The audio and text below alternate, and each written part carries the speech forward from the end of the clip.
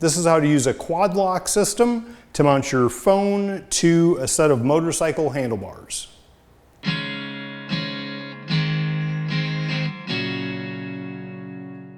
This is how I mounted my phone to my motorcycle using QuadLock products.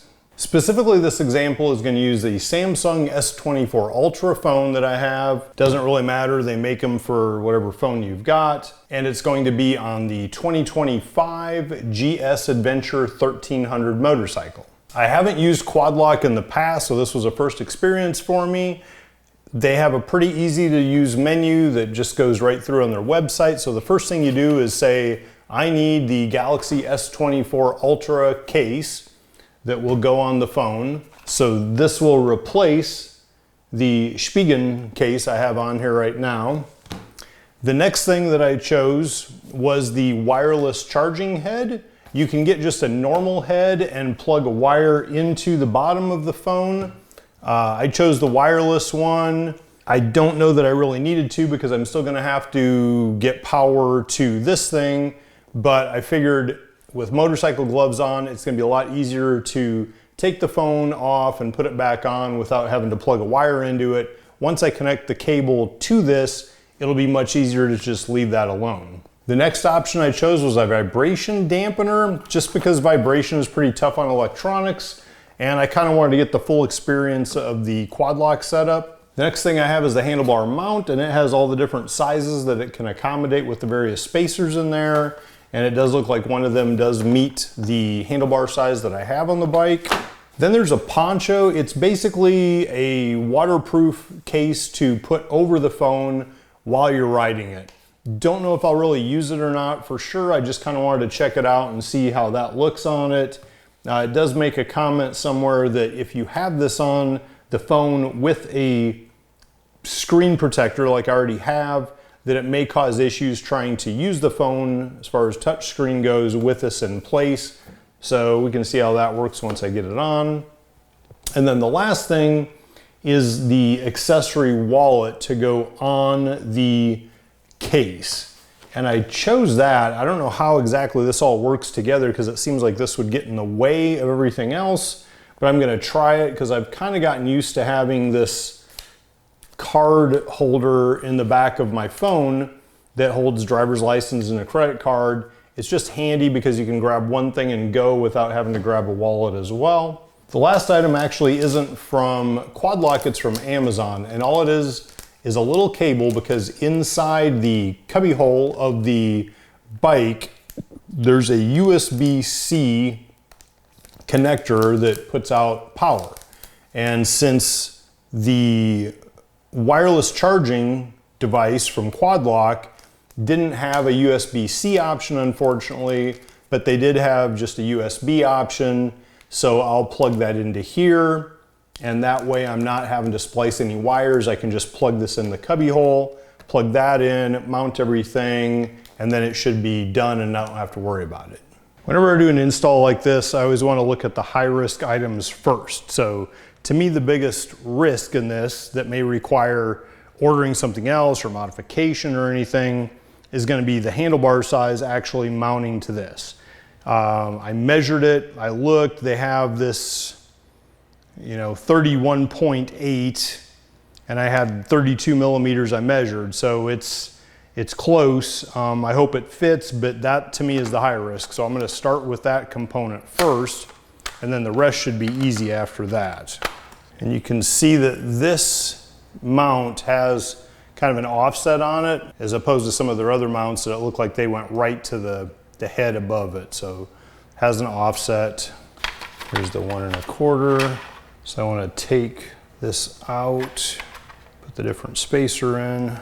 So the thread's backed out. I can take this spacer out, and I'm going to put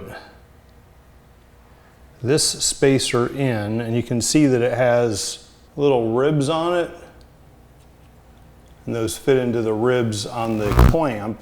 Now, this might be a little bit tricky. You can see there's not much clearance between the bar and the top of the stem. Unfortunate that this is not going to fit underneath there. I I could take the riser bolts loose, but let's make sure it's going to fit first. And I can do that by putting it around on the side here to make sure it's going to fit. And well, I don't know, it might be tight. All right, it's tight, but it'll work. So now, if I take that screw back into here, clamp will work, and you can see the fatter diameter of the bars go out to the bends, and then it kind of starts necking down. I want it down here as close as I can. Now, there's a couple different things I could do. I could mount it on the left, figuring that I'm going to keep the throttle hand busy, but the left hand is easier to move over and touch something on the phone. So that's one option.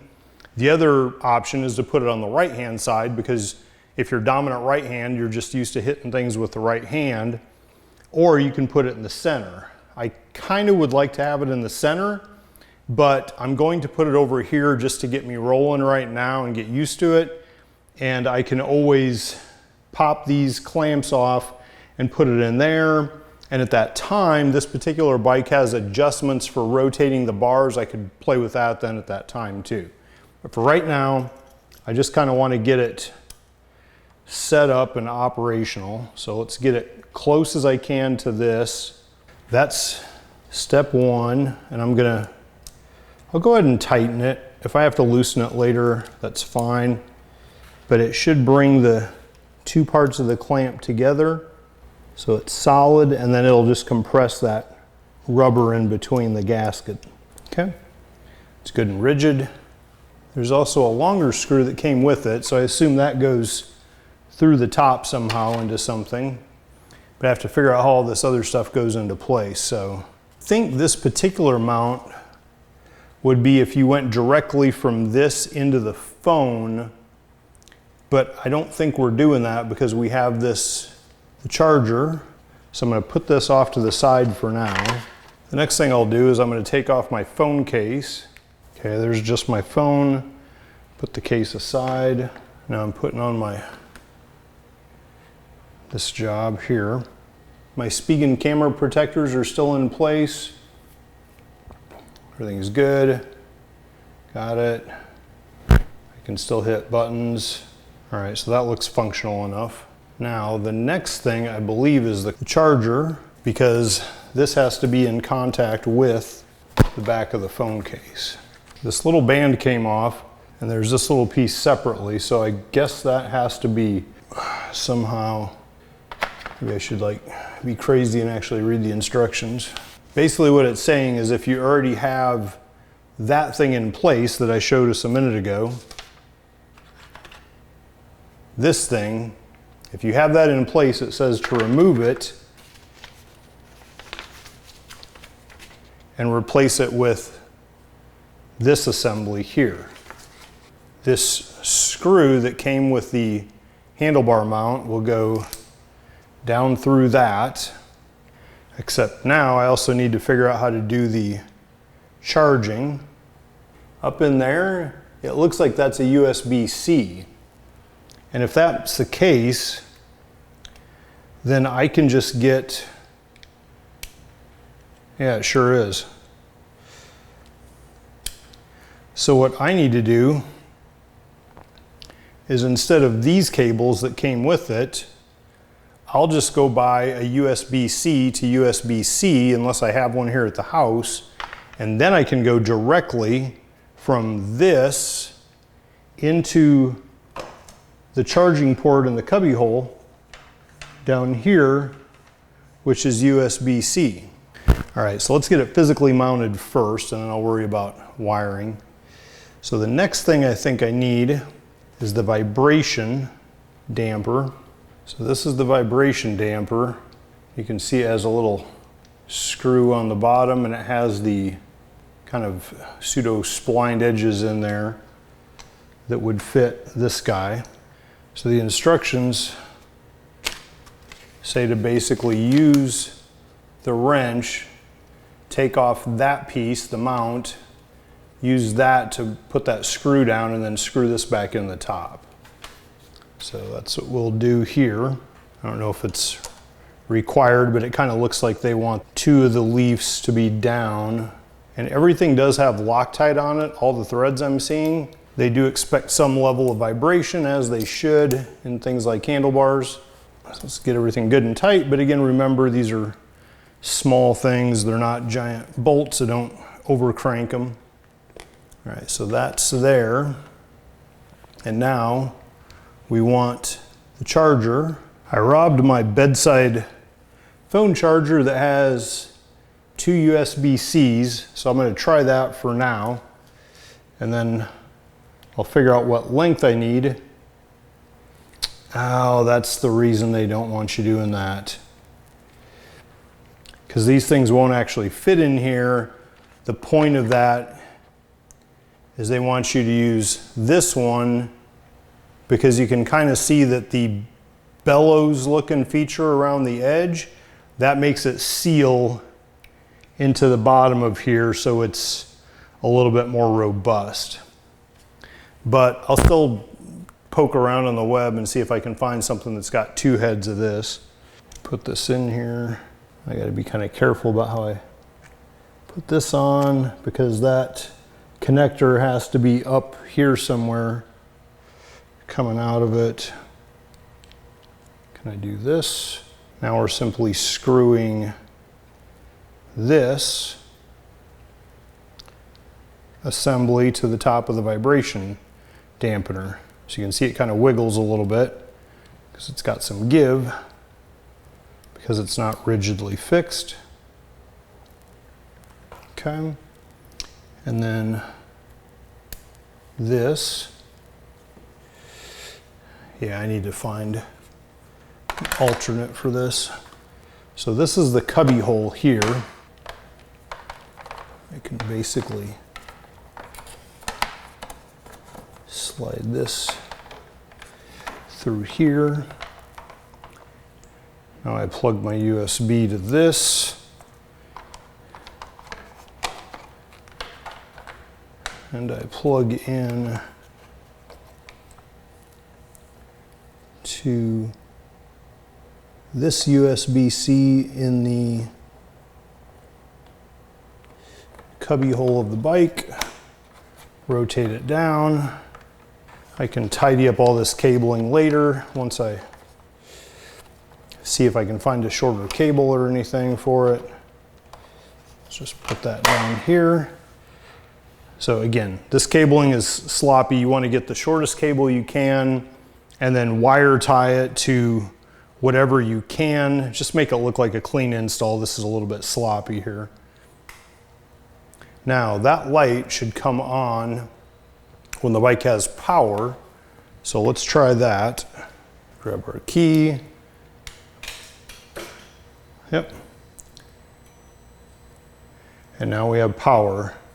Now we take the phone and basically, oops, let's see. So there's 4 holes there and there's 4 tongues there. I need to put it on and rotate it. Okay. Now, as you can see, you might want to change your angle because you don't want to be having your phone get in the way of this. There's different ways to skin the cat as always. So there's no charge icon on here now. And then when I put it on, then the charging comes on. All right, so everything is working functionally. Let's see, what else didn't we talk about? The poncho. Oh, I see, that's for the cameras back here. So if we put the poncho on to keep it extra dry, that's getting to be a tight fit. Should have got the magnums for this one. All right, it does seem to still work. So that's a good sign. So even with the poncho on, it does look like you still have functionality on the touch screen. That's a good sign. And the only other thing is this accessory wallet. So when the phone is off the mount, you can take your accessory thing and put it on the phone, in theory. Oh, it's actually magnetic. So you can put it on your phone. However, you can't use it like that. So this accessory thing would have to come off. So you could carry it around with you, and it's magnetic. It just kind of sticks to it. But what that means is you're gonna have to take this off when you are using this. So it's not as practical as the old Spigen, because Spigen doesn't need an interlock. You could just have it like this and it can lay on my charging thing at the bed. And that's another question. Will this charge on my bed stand? So let's try that. All right, so this is my charging stand. If I take the phone with the QuadLock thing on it, put it on there, it does in fact charge. So I can still use, even with the QuadLock case, I can still use it on my normal night charge. Takes a little getting used to kind of line up the blades on it. And then once you do, you're off and running. Maybe because it's a little bit too close to flat, maybe if you had it more upright, it would show horizontal or landscape. But it is mounted. It feels very secure, but it's got its vibration mount here. Did I really need that? Not really sure. Again, I was just kind of trying it out. The QuadLock stuff is not cheap. I think this total for everything that you see here I bought was around 300 bucks, which is pretty pricey, but it is a pretty solid way of doing it, and it's quick and easy. The RAM mount that I used to mount the Valentine on the Aprilia was definitely a lot cheaper. However, it's a little bit more work getting that on and off versus just twisting it and taking it off. But I also didn't get features like the charging deal and the vibration mount piece, the poncho, the magnetic back thing. So if you were to just get the handlebar clamp and the mount and that's it, then it's probably going to be a lot more comparable. Again, for the purpose of this, I kind of wanted to try all the little bits and pieces just to give a full review on it.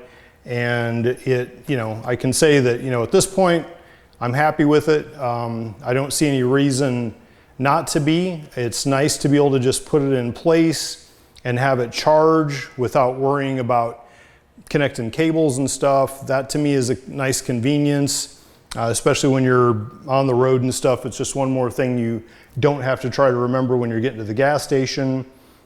And obviously you can adjust this more. Like the two things I'll probably be doing next would be finding a shorter cable that might work just like this one to go in the cubby hole, so I have less cable bundled up in here.